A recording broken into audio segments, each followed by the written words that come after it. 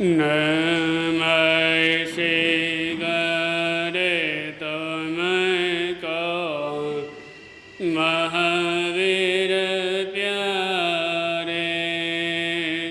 नमः श्री गणेश तुमको महावीर प्यारे। नमः श्री गणेश तुमको श्रीधर दुलारे।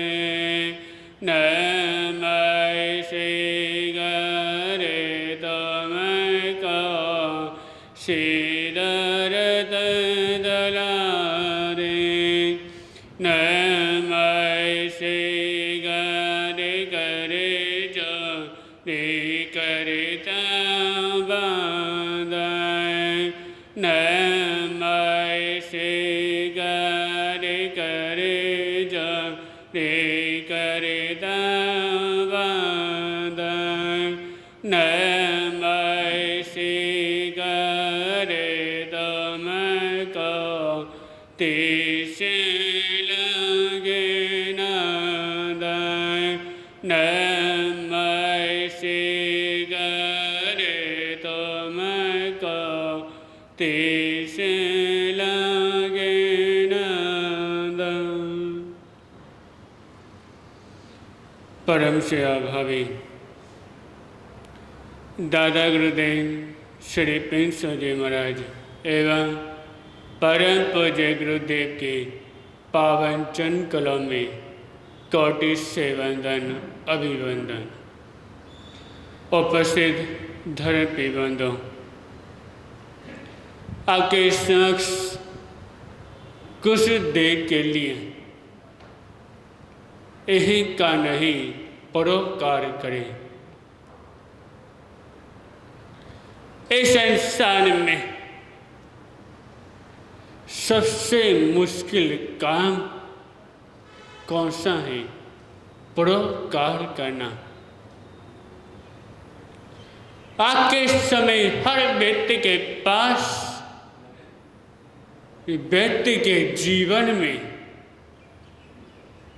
क्या चीज आती जा रही है? अहंकार, घमंड। और जो परोपकार का जो कार्य है वो सारी का खत्म होता हुआ चला जा रहा है। जब व्यक्ति के पास दो पैसे ज्यादा आ जाते हैं या थोड़ा सा ज्ञान ज्यादा सीख लेता है या थोड़ा अपने आप को बड़ा मानने लग जाता है तो उसके अंदर क्या अहंकार आ जाता है। वो सोचता है कि संसार में जितना बड़ा व्यक्ति मैं हूं, जितना धन मेरे पास है, जितना ज्ञान मेरे पास, जितनी समझ मेरे पास है, जितनी योग्यता मेरे पास है, इतनी और किसी के भी पास नहीं। जब किसी से जब मिलता है तो बड़े अहंकार घमंड के साथ सभी के साथ मिलता है। और किसके लिए? जो उसके पास जो है वो उसके लिए। पर व्यक्ति को हमेशा ये सोचना चाहिए कि जो मेरे पास है और जो इसके पास है ये सारा किस्मत के द्वारा ही प्राप्त होता है। जिससे किस्मत में जितना लिखा होता है उसको उतना ही मिलता है। यदि किसी को थोड़ा ज़्यादा मिलने के बाद यदि अहंकार करता है उस चीज का, जो उसके पास जो चीजें जो होती हैं, एक दिन ऐसे समय आता है कि सारा खत्म हो जाता है। ऐसे खत्म हो जाता है कि जैसे पानी गंदगी को साफ कर देता है, क्योंकि अहंकार कभी व्यक्ति को कभी आगे नहीं बढ़ने देता और न कभी और ठोकर खाने से बच सकता। जो अहंकारी जो व्यक्ति जो होता है अपना सिर ऊपर करके चलता है, और जो व्यक्ति अपना सिर ऊपर करके चलता है, मुंह के तरफ आसमान के तरफ अपना मुंह करके चलता है, तो ठोकर खाने से एक भगवान भी नहीं बचा सकते। तो कहा जाता है कि जो व्यक्ति आसमान के तरफ करके थूकता है, उसका थूक उसके ऊपर ही आके गिरता है। यह नहीं, जो व्यक्ति ऊपर सिर करके चलता है तो ठोकर खाने से एक बड़े से भी बड़ा भगवान या वो जिसको अपना गुरु मानता है, वो भी उसको ठोकर खाने से नहीं बचा सकती, क्योंकि भगवान के और गुरु के मंदिर में, गुरु के चरणों में, भगवान के चरणों में उन्हीं का स्थान होता है जो थोड़ा अपने अहंकार को खत्म करता है, जिसके अंदर परोपकार के विचार होते हैं, जिसके अंदर परोपकार करने की भावना, एक इच्छा होती है, जिसके मन में रहता है कि मैंने दोबारा कभी कोई गलत काम ना हो, मेरे द्वारा हमेशा अच्छा कार्य हो। और जो व्यक्ति जिसे जानबूझ की गलती हो गई और जो अपनी गलती के लिए क्षमा मांगता है, तो सामने वाला व्यक्ति भी उसकी गलती को क्षमा कर देता है। और जो जानबूझ की गलती करे और फिर क्षमा मांगे, इस सामने वाला उसको जल्दी से माफ नहीं करता। और जो बच्चे जो होते, छोटे से बच्चे, वह जानबूझ की कभी गलती नहीं करते, क्योंकि बच्चों को क्या पता कि हमें क्या करना क्या नहीं करना। और जब बच्चे से कोई गलती हो जाए जानबूझ की, अति बच्चे अपनी गलती के लिए क्षमा मांगते हैं, तो एक सामने वाला व्यक्ति भी उनके प्रेम को देखकर, उनके प्यार को देखकर कि गलती को क्षमा कर देता है, कि गलती को माफ कर देता है। अब सामने वाले की गलती को कैसे माफ करता है? बसंतपुर नगर में एक राजा थे का रोज का नियम था कि सैर करना है,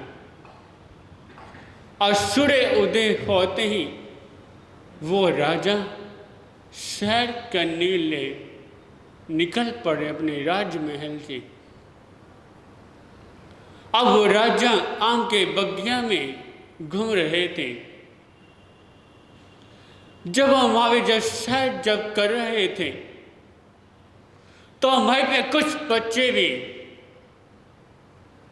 आम के चक्कर में पेड़ में पत्थर मार रहे थे। किसके लिए? वो फल को चाहने के लिए।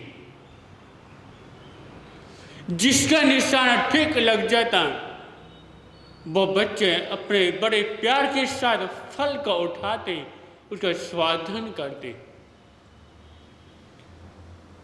सड़क से एक बच्चे का निशाना चुक गया। आज जो राजा वहां पे सैर करने के लिए आ रखे थे और सीधा उनके जा लगता है। जैसे पत्थर राजा के जाके लगा, राजा ने इधर उधर देखा कौन है, तुरंत अपने सैनिकों को आज्ञा दी कि देखो ये पत्थर किसने मारा। और वो सभी सैनिक उन बच्चों के पास पहुंचे और कहा कि सच सच बताओ कि राजा का पत्थर किसने मारा। तो सभी बच्चे एक लड़के की तरफ इशारा कर देते हैं कि अंकल इसने मारा पत्थर। अब वो सैनिक उस लड़के को पकड़कर राज्य के सामने उपस्थित करते हैं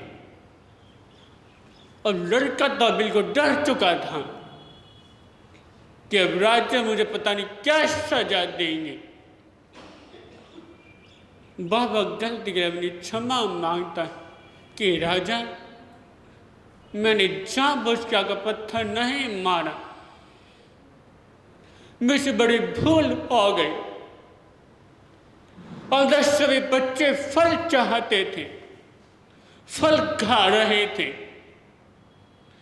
पर मैंने निशाना चुगने के कारण वो पत्थर आकर जाके लग गया। वो बच्चा बिल्कुल डर चुका था अंदर से। उसको डर था कि राजा मुझे क्या दंड दे दे, कुछ पता नहीं।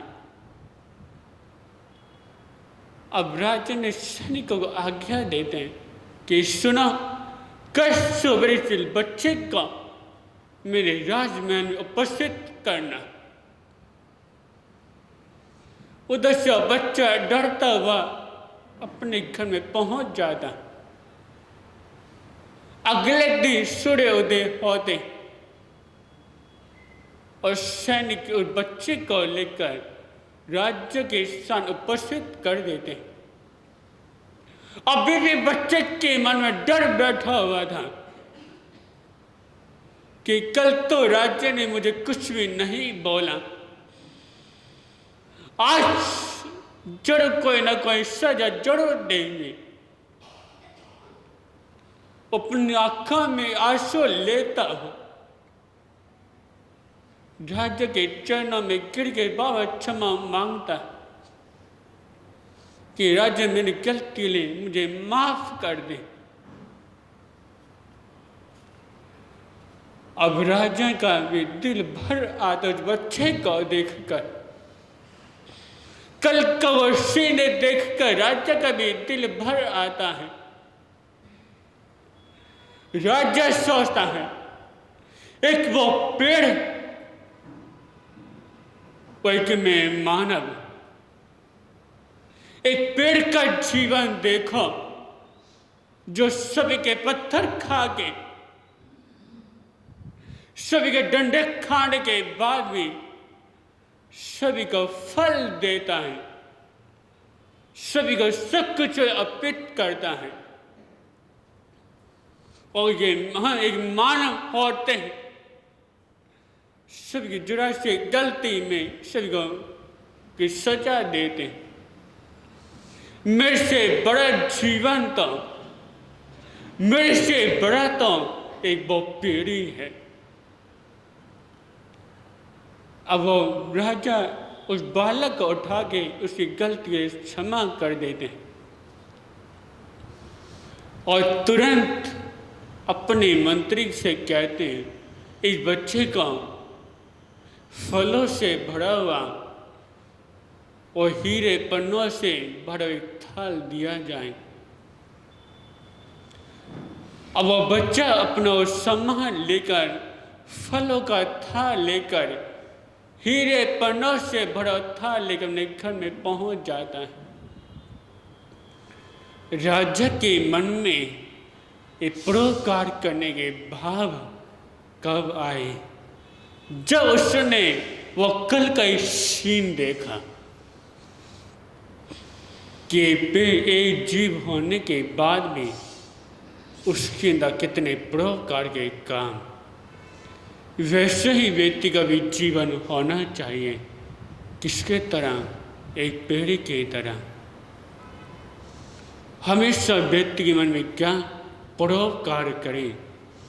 आप जितना अपने जीवन में परोपकार करें तो ये परोपकार का उपकार अद्या दूसरों के उपकार करेंगे तो साने बारह भी आगे उपकार करेगा।